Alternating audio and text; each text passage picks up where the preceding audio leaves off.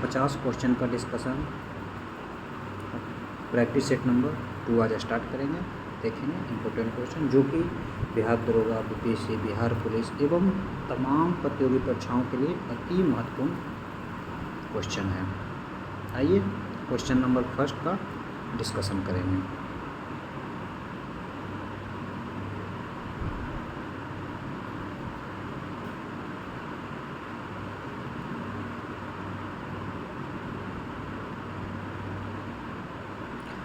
Question number पहला कर रहा है कि कौन सा मूल अधिकार जो है केवल भारतीय नागरिकों को ही प्राप्त है। तो हो जाएगा ऑप्शन नंबर डी आंसर उपयुक्त सभी यानी अनुच्छेद 15 में दिया गया मौलिक अधिकार, अनुच्छेद 16, अनुच्छेद 19 तीनों जो दिया गया है वो केवल भारतीय नागरिकों को ही प्राप्त है। अच्छा, मौलिक अधिकार जो है इसका वर्णन किस भाग में किया गया है? तो भाग 3 हो जाएगा, अनुच्छेद हो जाएगा 12 से 35 तक। क्वेश्चन नंबर 2 देखेंगे। राज्यसभा का सदस्य का कार्यकाल 4 वर्ष का होता है। राज्यसभा सदस्य के लिए कम से कम 35 वर्ष की आयु होना आवश्यक है। राज्यसभा अस्थायी सदन है लेकिन इसकी 1/4 सदस्य प्रति दूसरे पद के लिए मुक्त होती है। उपयुक्त कथन में कथन गलत को चूज करना है। तो इसका राइट आंसर हो जाएगा उपयुक्त दोनों सभी, क्योंकि राज्यसभा का जो सदस्य होता है उसका कार्यकाल 4 वर्ष का नहीं बल्कि 6 वर्ष का होता है। और दूसरा जो कर रहा है राज्यसभा के कम से कम उम्र की जो सीमा है 35 वर्ष का होना आवश्यक है, ये भी गलत है, क्योंकि राज्यसभा के सदस्य के लिए कम से कम 30 वर्ष की आयु होना आवश्यक होता है। तीसरा जो कर रहा है राज्यसभा अस्थायी सदन है लेकिन इसका 1/4 नहीं बल्कि 1/3 सदस्य जो होते हैं प्रति दूसरे वर्ष कार्य मुक्त होते हैं। तो राइट आंसर हो जाएगा इसका ऑप्शन नंबर डी। धन विधेयक को राज्यसभा अधिकतम कितने दिनों तक रोक सकता है? तो राइट आंसर हो जाएगा ऑप्शन नंबर ए 14 दिन तक, 14 डे। धन विधेयक का वर्णन किस अनुच्छेद में है? अनुच्छेद 110 में। वित्त विधेयक का अनुच्छेद 117। नेक्स्ट क्वेश्चन देखेंगे। कोई व्यक्ति उच्च न्यायालय का न्यायाधीश नियुक्त होने का पात्र होगा कब? Option number A right answer हो जाएगा। भारत राज्य क्षेत्र में कम से कम 10 वर्ष तक न्यायिक पद धारण किया हो तथा लगातार 10 वर्ष तक न्यायालय या न्यायालय में अधिवक्ता किया हो, यानी कि या तो वो 10 वर्ष तक न्यायिक पद धारण किया हो और नहीं तो 10 वर्ष तक वह वकील के पद पे, अधिवक्ता के पद पे कार्य किया होना आवश्यक है। नेक्स्ट क्वेश्चन देखेंगे। Question number 5। क्वेश्चन नंबर 5 कर रहा है वित्तीय आपात उद्घोषणा के अनुमोदन करने वाले संकल्प सदन के दोनों सदनों द्वारा कितने माह के भीतर होना चाहिए? राइट आंसर हो जाएगा ऑप्शन नंबर सी 2 माह के लिए। वित्तीय आपात का वर्णन किस अनुच्छेद में किया गया है? तो राइट आंसर हो जाएगा अनुच्छेद 360 में। आपात जो प्रबंध है वो किस देश के संविधान से लिया गया? तो राइट आंसर हो जाएगा जर्मनी से। नेक्स्ट क्वेश्चन नंबर 6 देखें। भारत में पहली बार केंद्र सरकार के विरुद्ध लोकसभा में अविश्वास प्रस्ताव कब लाया गया था? राइट आंसर हो जाएगा ऑप्शन नंबर बी 1963 में जेबी कृपलानी ने भारत चीन युद्ध के तुरंत बाद अगस्त 1963 में जवाहरलाल नेहरू की सरकार के खिलाफ अविश्वास प्रस्ताव लाया गया था। तो राइट आंसर हो जाएगा 1963। किसने लाया था? तो जेबी कृपलानी ने। किसके विरुद्ध लाया था? तो जवाहरलाल नेहरू के विरुद्ध। राज्य के नीति निर्देशक तत्वों के प्रबंधन के लिए किस अनुच्छेद में उपबंध किया गया है? राइट आंसर हो जाएगा ऑप्शन नंबर ए अनुच्छेद 37। इसका और सारा ऑप्शन देखेंगे। अनुच्छेद 38 में क्या कहा गया? अनुच्छेद 38 में कल्याणकारी राज्य को बढ़ावा देने के बारे में कहा गया है। 38। अनुच्छेद 39 देखेंगे ऑप्शन नंबर सी। अनुच्छेद 39 में महिलाओं के लिए समान कार्य के लिए समान वेतन तथा सभी लोगों को जीविका पर्याप्त स्रोत प्रदान करने के लिए राज्य सुनिश्चित करेगा, जिसका वर्णन अनुच्छेद 39 में किया गया है। Next question.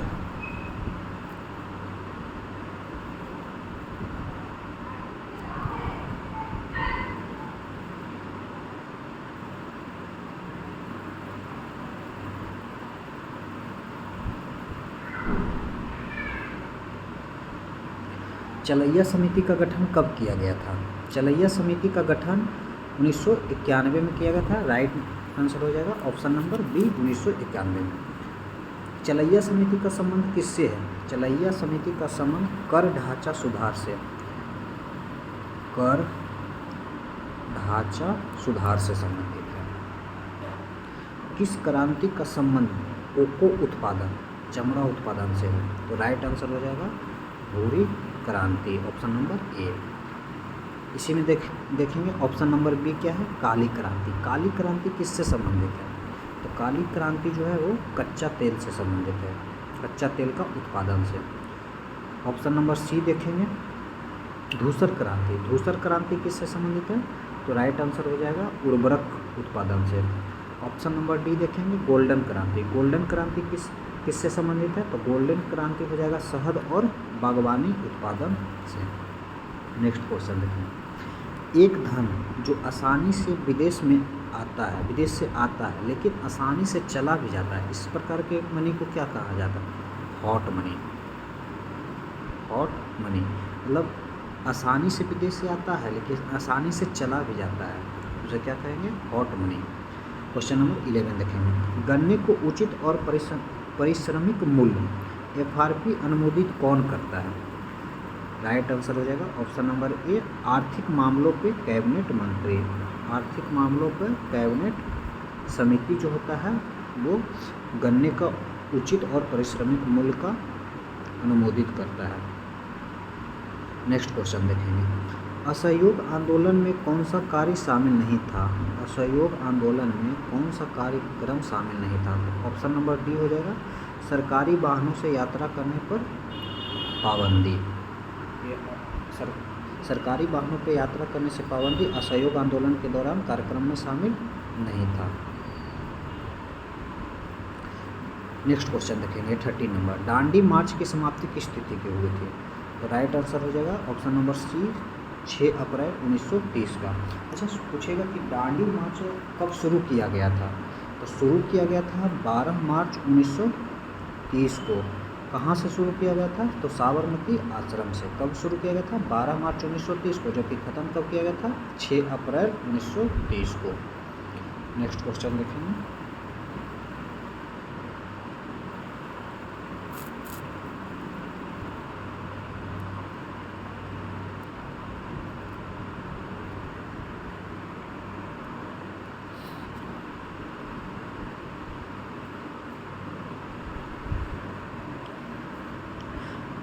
गांधी जी के जीवन काल में घटी घटनाओं का सही क्रम नहीं है, कौन सा? उसको चूज करना है। तो पहला ऑप्शन है चौरा चौरी घटना। चौरा चौरी घटना कब हुआ था? 5 फरवरी 1922 को, ये राइट है। द्वितीय गोलमेज सम्मेलन। द्वितीय गोलमेज सम्मेलन कब हुआ था? 7 सितंबर 1931 को। पूना पैक्ट। पूना पैक्ट कब हुआ था? 24 सितंबर 1932 को, ये भी राइट है। ऑप्शन नंबर डी इसका राइट आंसर हो जाएगा भारत छोड़ो आंदोलन। भारत छोड़ो आंदोलन कब हुआ था? 9 अगस्त 1942 को। 9 अगस्त 1942 को, तो राइट आंसर हो जाएगा option number D. Next question देखेंगे। आज़ाद हिंद फौज के साथ सुभाष चंद्र बोस ने सिंगापुर में स्वतंत्र भारत की अस्थायी सरकार की गठन कब किया था? राइट ऑप्शन नंबर बी हो जाएगा 21 अक्टूबर 1943 को। 21 अक्टूबर 1943 राइट आंसर। सती प्रथा का उन्मूलन किसके द्वारा किया गया था?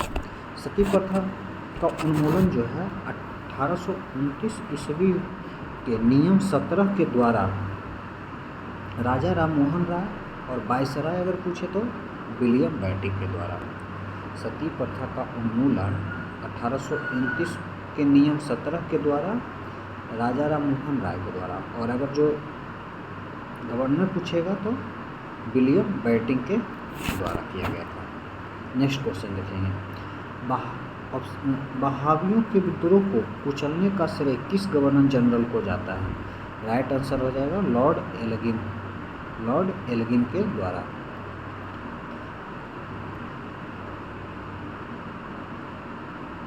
नेक्स्ट क्वेश्चन देखेंगे।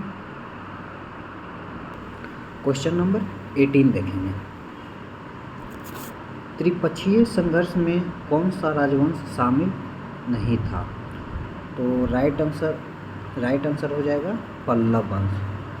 अब इसी में देखेंगे पल्लव वंश जो था उसके संस्थापक कौन थे, तो पल्लव वंश के संस्थापक हो जाएंगे सिंह विष्णु। पाल वंश का संस्थापक कौन है, तो पाल वंश का गोपाल, पाल वंश का हो जाएगा गोपाल। उसके बाद राष्ट्रकूट वंश का कौन हो जाएगा, दंती दुर्ग।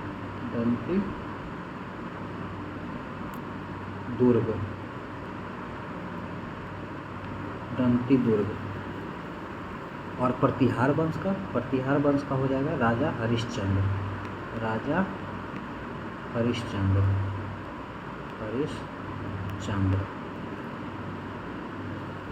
और पल्लव वंश का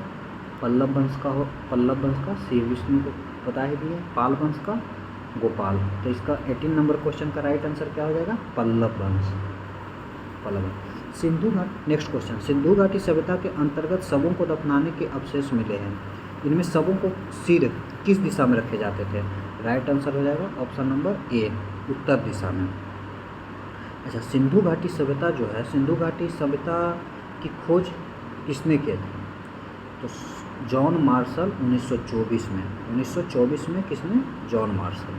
नेक्स्ट क्वेश्चन देखेंगे 20 नंबर, किस बौद्ध संगति में बौद्ध धर्म 2 संप्रदायों में विभाजित हो गया था, तो राइट आंसर हो जाएगा चतुर्थ बौद्ध संगति। चतुर्थ बौद्ध संगति किसके शासनकाल में हुआ था, कनिष्क के शासनकाल में।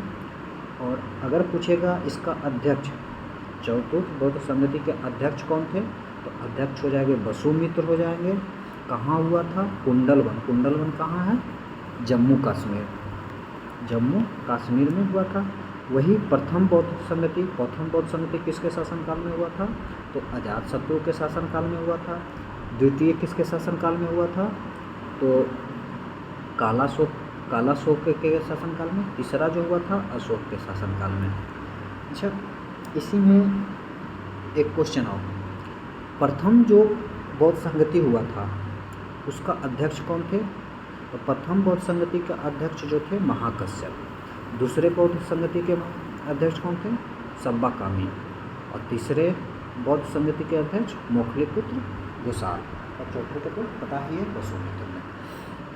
नेक्स्ट क्वेश्चन देखेंगे 21 नंबर, महावीर स्वामी को किस नदी के तट पर कैवल्य की प्राप्ति हुई थी, तो राइट आंसर हो जाएगा ऑप्शन नंबर सी, ऋजुपालिका नदी के।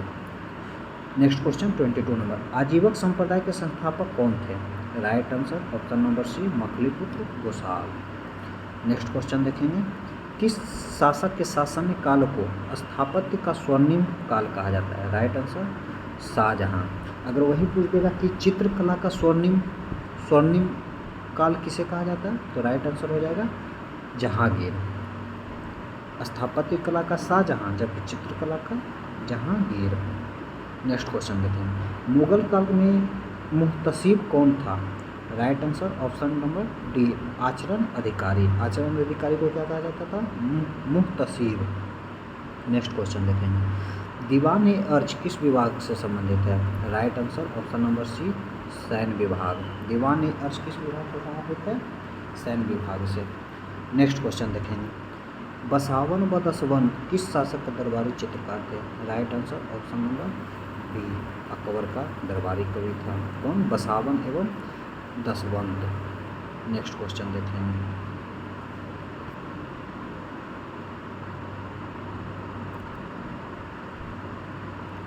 27 नंबर क्वेश्चन, निम्नलिखित में से कौन सुमेलित नहीं है, नरोरा कहाँ है, यूपी में, ये राइट है। कुंडलकुनम कहाँ है, तमिलनाडु में, ना कि कर्नाटक में, यानी यही सही हो जाएगा आंसर। काकड़ापार कहाँ है, गुजरात में, ये राइट है। तारापुर कहाँ, महाराष्ट्र में, यानी ऑप्शन नंबर क्या हो जाएगा, B, option number B right answer, Kundalkunam Tamil Nadu में। नेक्स्ट क्वेश्चन देखेंगे 28, 38वीं समानांतर रेखा किन देशों के मध्य है, right answer option number A, उत्तरी कोरिया एवं दक्षिणी कोरिया। 38वीं समानांतर रेखा किन 2 देशों के बीच है, तो उत्तरी कोरिया एवं दक्षिणी कोरिया। इसी में और सारा ऑप्शन देखेंगे बी ऑप्शन क्या कह रहा है, उत्तरी वियतनाम और दक्षिणी वियतनाम। तो उत्तरी वियतनाम और दक्षिणी वियतनाम हो जाएगा 17वीं समानांतर रेखा, 17वीं समानांतर रेखा उत्तरी वियतनाम और दक्षिणी वियतनाम। नेक्स्ट देखेंगे अमेरिका एवं कनाडा। अमेरिका एवं कनाडा के बीच जो होता है 49वीं समानांतर रेखा अमेरिका और कनाडा के बीच। नेक्स्ट देखेंगे जर्मनी और फ्रांस। जर्मनी और फ्रांस के बीच जो होता है मैगिनॉट रेखा,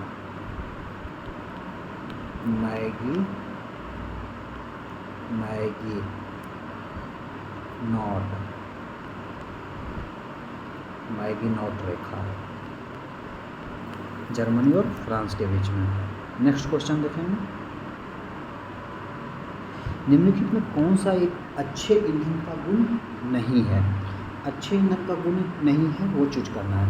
इसे जलने पर, राइट आंसर हो जाएगा ऑप्शन नंबर बी, इसे जलने पर ज़्यादा से ज़्यादा अपशिष्ट व हानिकारक गैस का उत्सर्जन होना।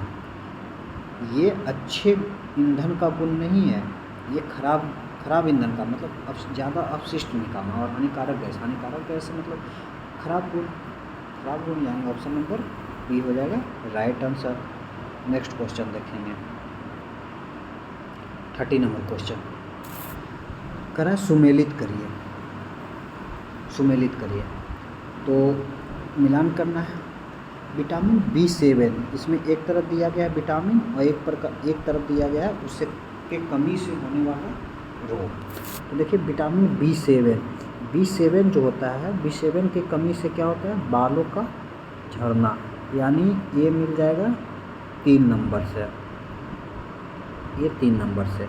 उसके बाद है बी नंबर में देखिए विटामिन B12 की कमी से क्या होता है, अरक्तता, मतलब रक्त प्रणाशी अरक्तता होना, यानी रक्त की कमी होना। अगला देखिए विटामिन ई की कमी से क्या होता है, बांझपन। विटामिन के की कमी से होता है रक्त का थक्का जमने में सहायक होता है, यानी अगर विटामिन के की कमी है तो रक्त के जो थक्का होता है, क्लॉटिंग होता है, वो नहीं हो पाएगा। तो इसका राइट आंसर हो जाएगा option number A. Next question देखते हैं 31 नंबर क्वेश्चन। तारों की मध्य दूरी ज्ञात करने की इकाई क्या है, ऑप्शन नंबर सी गैलेक्टिकल इकाई। इसमें देखते हैं ऑप्शन नंबर डी में प्रकाश वर्ष। एक प्रकाश वर्ष बराबर कितना होता है, तो 9.46 गुने 10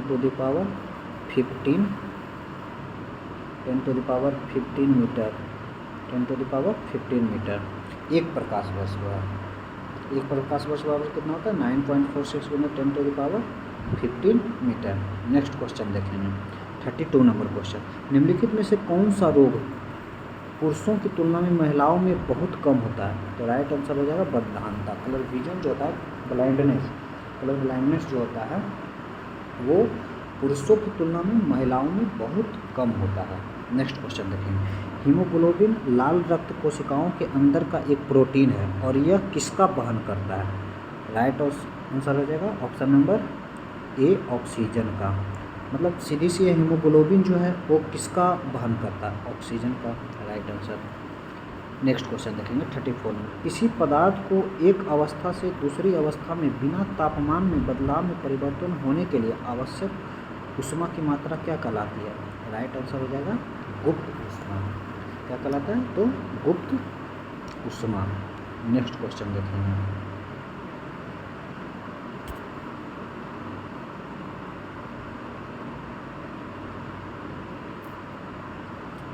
35 नंबर क्वेश्चन। निम्नलिखित कोशिका अंगों में किसमें न्यूक्लिक अम्ल पाया जाता है, तो right answer option number D जीव द्रव्य। नेक्स्ट क्वेश्चन देखें निम्नलिखित में कौन सा विटामिन ए का अच्छा स्रोत नहीं है, तो राइट आंसर हो जाएगा विटामिन जंतुओं के यकृत एवं गुर्दा जो है विटामिन ए का अच्छा स्रोत नहीं है, right answer option number C हो जाएगा। देखिए नेक्स्ट क्वेश्चन 37 नंबर कर रहा है मिलान ए को मिलान 2 से सूची ए से सूची 2 को मिलान करें। तो इसमें एक तरफ दिया गया है प्रतिरोध का SI मात्रक क्या है, तो राइट आंसर हो जाएगा ए का मिल जाएगा 4 से। विद्युत प्रवाह का क्या होता है? एम्पियर। बल का SI मात्रक न्यूटन। पावर का वाट। यानी ए मिल जाएगा 4 से, बी मिलेगा 1 से, सी मिलेगा 2 से और डी मिलेगा 3 से। यानी right answer option number B हो जाएगा। धातुओं में सबसे कम घनत्व वाला तत्व कौन सा है?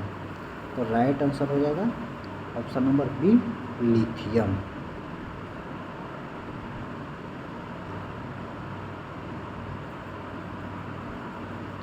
नेक्स्ट 39 नंबर, प्राकृतिक रबर के बारे में निम्नलिखित में से क्या कथन सही नहीं है? क्या कथन सही है चुनना है। तो राइट आंसर हो जाएगा ऑप्शन नंबर ए, यह एक प्राकृतिक बहुलक है और इसमें लोचदार गुण होते हैं। नेक्स्ट क्वेश्चन देखेंगे 40 नंबर, किसी तत्व का रासायनिक गुण कौन तय करता है? राइट आंसर हो जाएगा ऑप्शन नंबर सी, इलेक्ट्रॉन की संख्या। नेक्स्ट क्वेश्चन देखेंगे 41 नंबर, देवप्रयाग किन नदियों के संगम पर स्थित है? तो देवप्रयाग हो जाएगा किस नदियों के संगम पर स्थित है? तो भागीरथी, अलकनंदा। नेक्स्ट क्वेश्चन देखेंगे 42 नंबर, निम्नलिखित में किस राज्य से कर्क रेखा बीचों बीच से गुजरती है? राइट आंसर हो जाएगा ऑप्शन नंबर सी, मध्य प्रदेश। मध्य प्रदेश से बीचों बीच से गुजरती है। नेक्स्ट क्वेश्चन देखेंगे, निम्नलिखित में कहाँ सर्वाधिक जैव विविधता पाई जाती है? तो राइट आंसर हो जाएगा ऑप्शन नंबर सी, उष्णकटिबंधीय वर्षा वन में। नेक्स्ट क्वेश्चन देखेंगे 44 नंबर, बोल रहा है कि निम्नलिखित में कौन सुमेलित नहीं है? मतलब एक तरफ राष्ट्रीय उद्यान दिया गया है और एक तरफ से राज्य दिया गया है, तो मिलान करना है कि कौन सा सही सुमेलित है। तो पहला बांधवगढ़ राष्ट्रीय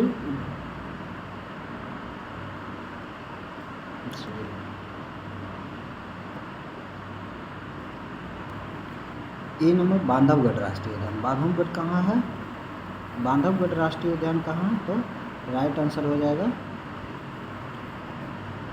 MP मध्य प्रदेश में। नेक्स्ट क्वेश्चन बी नंबर देखेंगे, रोहिला राष्ट्रीय उद्यान। तो रोहिला राष्ट्रीय उद्यान कहाँ है? तो इसका गुजरात में ही बल्कि हिमाचल प्रदेश, यानी राइट आंसर हो जाएगा बी नंबर, हिमाचल प्रदेश रोहिला राष्ट्रीय। सी में देखेंगे बांदीपुर राष्ट्रीय उद्यान कहाँ है? तो कर्नाटक में, सही है। सिमलीपाल कहाँ? तो उड़ीसा में, यानी राइट आंसर हो जाएगा बी, रोहिला राष्ट्रीय उद्यान। रोहिला राष्ट्रीय उद्यान कहाँ है? तो हिमाचल प्रदेश में। नेक्स्ट क्वेश्चन देखेंगे, नेक्स्ट क्वेश्चन है, निम्नलिखित में कौन सा शीत महासागरीय जलधारा नहीं है? तो राइट आंसर हो जाएगा ऑप्शन नंबर डी, अग्लुहास। इसमें देखेंगे लैब्राडोर ऑप्शन नंबर सी जो है, ऑप्शन नंबर सी लैब्राडोर जो महासागरीय जलधारा है वो कहाँ स्थित है? तो राइट आंसर हो जाएगा कनाडा में। हेवोल्ट बी नंबर ऑप्शन जो है, हेम्बोल्ट कैसी जलधारा है? तो यह एक ठंडी जलधारा है, यानी 45 नंबर क्वेश्चन का राइट आंसर हो जाएगा अग्लुहास जो है वो शीत महासागरीय जलधारा नहीं है। नेक्स्ट क्वेश्चन देखेंगे, निम्नलिखित में से किस नदी को दक्षिण भारत की गंगा कहा जाता है? राइट आंसर हो जाएगा option number B, Kaveri. Next question देखेंगे, प्रशांत महासागर में रिंग ऑफ फायर किस लिए जाना जाता है? तो राइट आंसर हो जाएगा ऑप्शन नंबर बी, 1 और 2 दोनों के लिए, यानी भूकंप और ज्वालामुखी के लिए। नेक्स्ट क्वेश्चन देखेंगे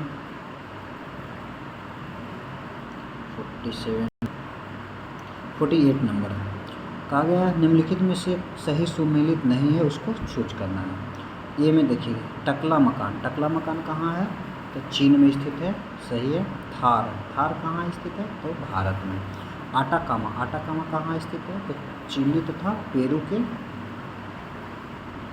पास में। डी में देखिए गिब्सन कहाँ स्थित है?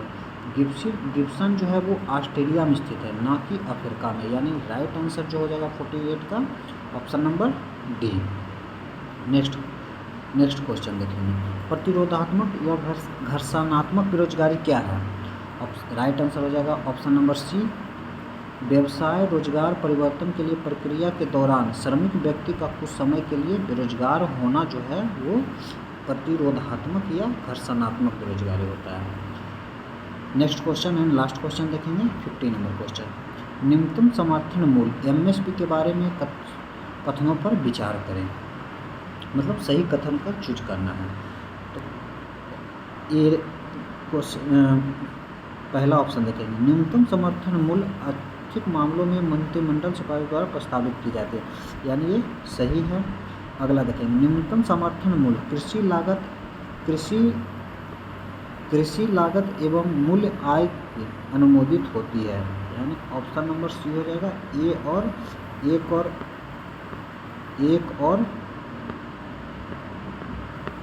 एक और टू दोनों राइट आंसर है।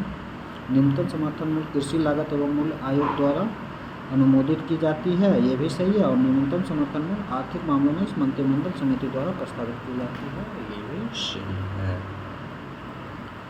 अब कुछ स्मरणीय तथ्य जो कि देखेंगे। योग दर्शन के संस्थापक कौन है? योग दर्शन के संस्थापक कौन है? तो राइट आंसर हो जाएगा पतंजलि। न्याय दर्शन का गौतम, सांख्य दर्शन का कपिल, चरवाक का चार्वाक, वैशेषिक का कनाद, पूर्व मीमांसा का जैमिनी, उत्तर मीमांसा का बद्रायन। आजीवक संप्रदाय के संस्थापक मुखलिपुत्र गोसाल, अनिश्वरवादी का संजय वेठलीपुत्र, कौतिकवादी का पकुदकचैल्य, घोर अद्वितीयवादी का पूरन कश्यप। इस तरह से सेट नंबर 2 समाप्त हुआ। नेक्स्ट दिन सेट नंबर 3।